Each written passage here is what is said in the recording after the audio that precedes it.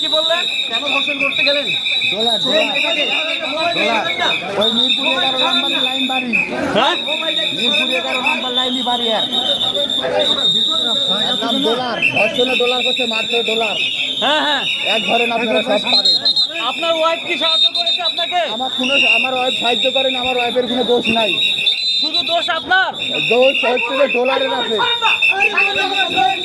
দোষ আপনার স্যার। আমার দোষ আছে, কিন্তু ডলারেরও দোষ আছে। আপনি কি করেছিলেন? আমি একা অপরাধী না। আপনি কি করেছিলেন? আমি আপনার শুধু বাচ্চা দুটো করছি, ধর্ষণ করতে ডলার মারছে ডলার। কিন্তু ডিএনএ তো আপনার আমার কোনো ডিএনএ চেক লাইনি স্যার। হ্যাঁ, কোনো জায়গায় আমার কোনো কিছু ডিএনএ চেক লাইনি। আপনার ডিএনএ টেস্ট নেয়নি কেন?